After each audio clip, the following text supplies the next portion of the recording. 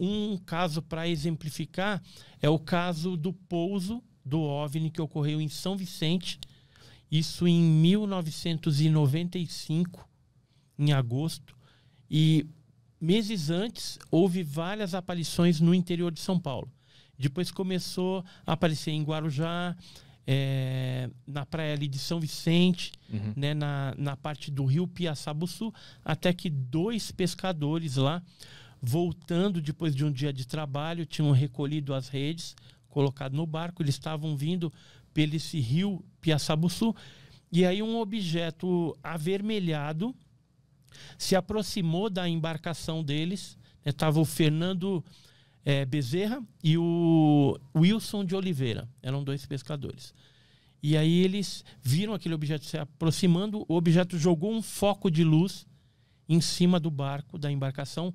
O motor da embarcação parou na hora, que é o efeito EM, que a gente fala, efeito eletromagnético, que causa a parada do funcionamento do barco, e aí já caracteriza esse caso como um caso de 2º grau, porque houve essa interferência. Não só isso, depois deles terem sido expostos àquele raio de luz, né, do objeto que estava em cima da embarcação, eles olhando detalhes, né, do objeto, era um disco com cúpula, tinha 4 pés, né, que era um trem de aterrissagem. Mas isso tudo é descrevido por eles, pelos pesquisadores, pelos pescadores. Né? Isso, descrito pelos pescadores. Eles que tá. E aí, eles olhando aquilo, né, o Fernando tentando fazer o barco pegar, porque morreu, apagou.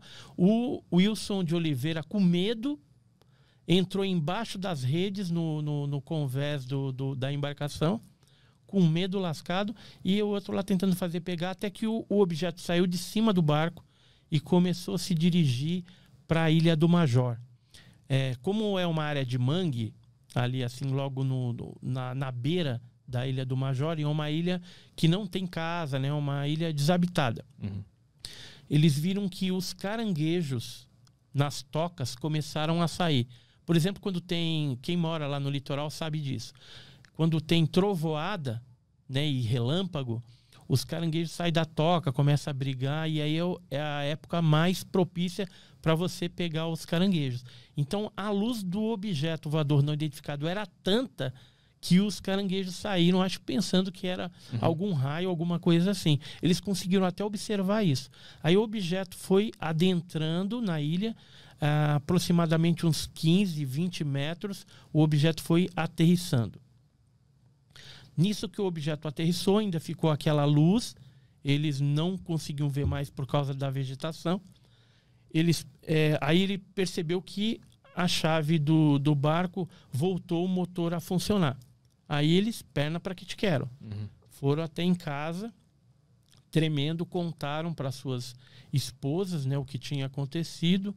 Não conseguiram dormir naquela noite e aí já começaram a passar mal. Tiveram náuseas, vômito, diarreia. E aí, assim que amanheceu, o Fernando Bezerra pegou uma arma, botou na cinta e foi juntamente com o Wilson até o local. Que ele falou, se esse negócio tá lá, nós vamos, né, agora chegar perto, ver o que é isso aí.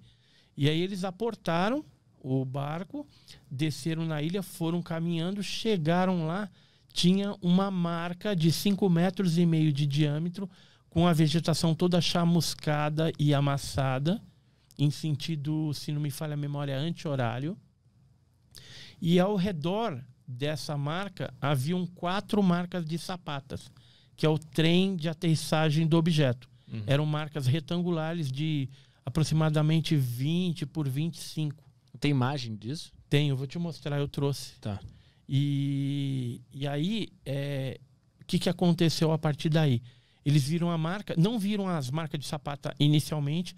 Quando eles viram a marca, eles resolveram sair dali, chamaram o jornal A Tribuna, repórteres do jornal A Tribuna, que entraram em contato com a gente, chamaram para que a nossa equipe de investigadores de campo fosse para lá. Eu fui, e aí nós chegamos lá e começamos a fazer toda a investigação, e foi aí que a gente encontrou uma das sapatas.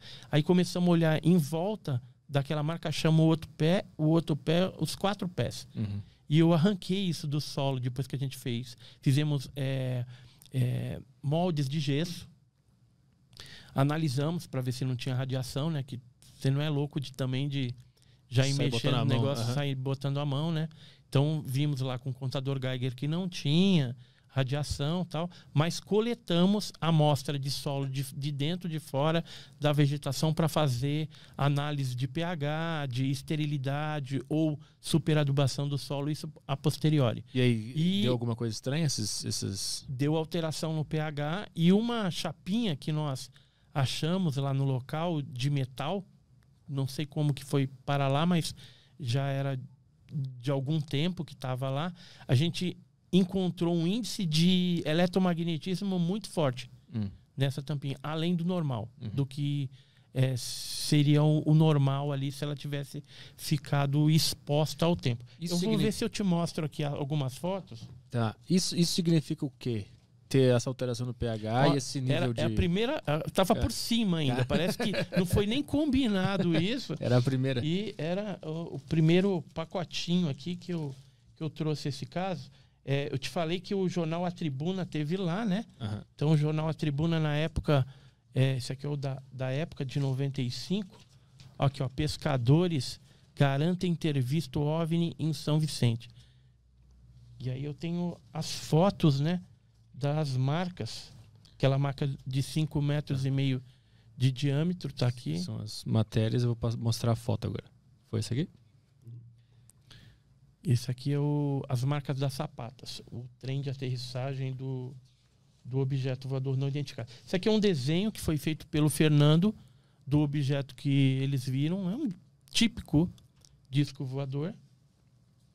Essas aqui são as fotos, então, do como ficou o terreno lá depois. Foi? Tá. Deixa eu ver agora esse aqui. Esse aqui é o desenho que o Fernando Bezerra fez. Um retrato falado do que ele viu, né? Isso. Ele mesmo desenhou? Ele mesmo. O Fernando é esse aqui de camisa branca e o Wilson é o de camisa listrada aí. Eu tô no barco aí, você nem vai me reconhecer que eu era muito magrelo. Naquela época, horrível. Mas qual é o do meio aqui? Deixa eu ver aqui, peraí. Qual que é? Esse aqui, ó. Ah, o do meio. Acertei, pô. Esse aí, ó, de camisa branca aí.